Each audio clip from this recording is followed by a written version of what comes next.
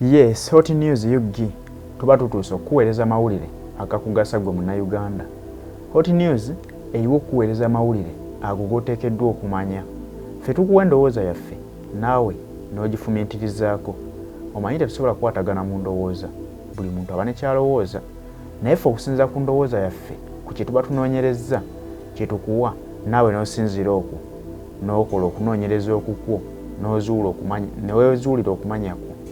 Olunaku olwaleero tulabyeko muwala w'omugenzi Kato Lubwama avuddeyo n'ayambalira Abaekereziya Katolika ng'abanenya obutasabira kitaawe olw'ebyo byagamba nti baagamba omwami ono alina essabo era ne bavaayo ne bagaana okumusabira.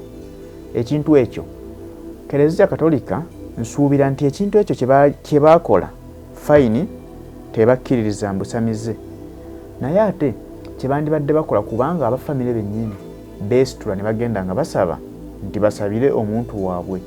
Kitegeeza nti abantu bano bwe baasabira Ekereziya eveewo sabire omuntu waabwe, kikakasibwa nti bo baali bamativu nti mu Ekereziya Katolika gye bawulirira emirembe singa baba baze ne basabira omuntu waabwe. Kigenda kuyamba nnyo abantu bano abasigaddewo nabo basobola okukyuka ne bamanya nti owaaye kitaffe Yesu alina essabo, naye ate bwe yafa ab'Ekereziya Katolika baamusabira. Naffe bwe tuba nga twagala okutusabira mu biseera byaffe, kitegeeza tulina okudda mu ddiini, tulina okudda eri omutonzi. Tukkiriza nti abantu bano bannaddiini baliwo kutulyowa myoyo,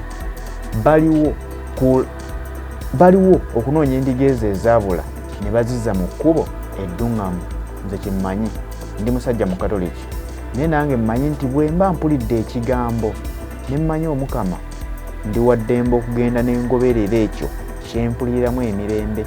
Munnaddiini bw'avaayo n'aŋŋamba ekintu ky'okola kino kibi, kitammwe abadde n'essaba emmanju wali, naye tukkiriza tugize tumusabire.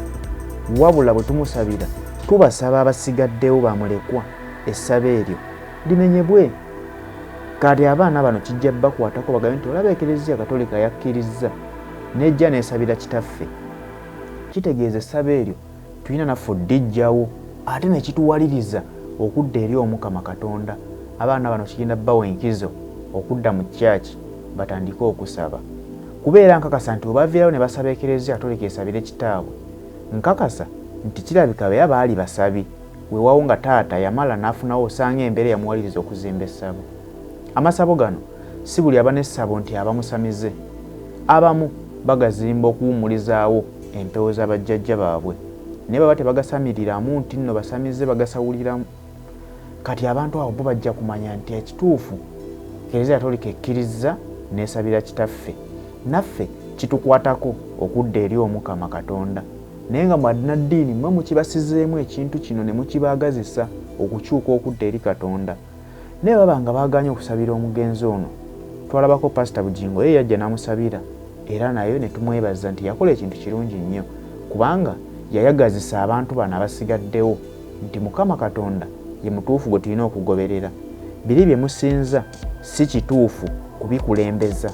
Mukama Katonda gwe tulina okugoberera kubanga ly'ekkubo ery'amazima n'obulamu. Kakati abantu bano mubanga abagamba nti bwe mugana okusabira taata waabwe mubawaddeyo mubalese bagende mu maaso n'okusamira, nti nedda. Bwe muba temwagala bagende mu maaso nakukola bintu bino eby'okugoberera amasabo ago, lwaki temukkiriza ne muweebuulirira ne musabira abantu bano? Kubanga tuba mu kusabira omugenzi bwe bagamba nti twakuba nti bagamba kusabira mugenzi, naye omugenzi tuba tetukyamusabira kubanga by'abaakoze abaabikoze, tuba tetukyalina tetuyinza kukyusa, wabula buba busigadde buyinza bwa Mukama Katonda. Ekireetesa bannaddiini mu nsonga eno kuba kusabira bano abasigaddewo bamulekwa, okubagumya Mukama abakwateko abanyiga ebiwundu ku mitima bye babadde balina eri omuntu waabwe abavuddeko. Kitegeeza nti ekigambo ky'obawa mu kusaba okwo kibakwatako nnyo, era bw'obabuulira n'obagamba tumusabidde naye abadde n'essabo, wabula ekintu ekyo mukikoleko essabo eryo limenyebwe, ate mudde eri Katonda mutandike okutendereza omutonzi wammwe kubanga Mukama Katonda tebamugattako kintu kirala.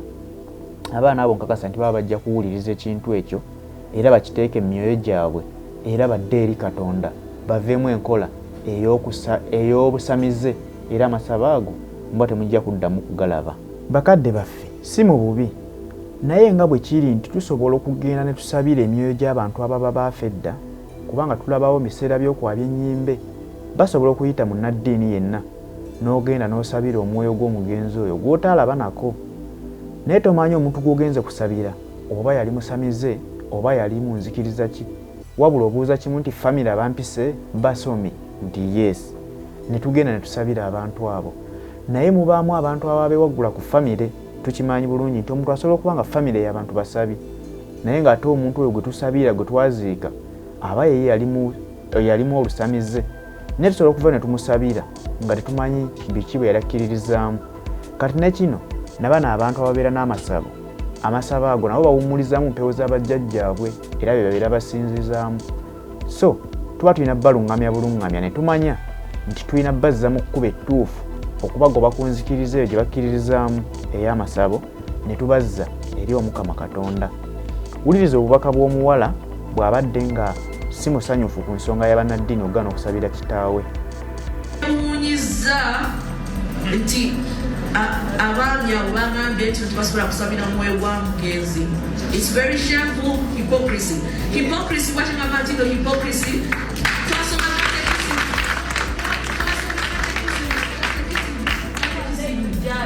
nga nina emyaka 67 twasoma katekizmu nga bagamba omuntu waba agenda kufa wakiri kuna amaaso ogasabire mukitegeera ogasabire omale okubatize. You don't care oba omuntu abadde alina sinna or what who wasn't a sinner. The only thing kyemanyi mukulu ye nga ekisibo kiyitawo agamba jjajja wange Kristo wabi kiti ng'abeera nawe ayogera bajjajjaye bangi nga bangi nyo babeera ayogerako Uganda exactly ngakungagamba nti omanyi oli Katonda aliswa naye akola naye ogenda bano bajjajja bategeera bamanyi wendi naye okuwulira nti Abagaanye Okusabira taata wange nga musabira emyoyo gye kutamanyi okusabira Kato Lubwama olwokuba mugamba musabizeeko ani abeera emmanju waffe. None of these people tewali muntu yali abaddeko emmanju waffe nalaba Kato Lubwama ng'agenda oba Kato Lubwama n'agamba nadikiraya nze ndi musabize. You know, ekyasinza okunnuma nti nno Pope yajja Canada, I'm sorry, kwongera mu bino, Pope yajja Canada n'areconcilinga n'abo ba Aboriginals. Omanyi nga bo agamba nti Abakatuliki mwaerezinga culture yaffe. Pope n'ateekako n'ekyo ekintu naye mwe Abafirika mwe abaddugavu bannaffe, you want us to be Simon Peter. Temwagala kurecognizinga abantu baffe. Kato Lubwama abadde ayagala culture, abadde ayagala kabaka we, ayagala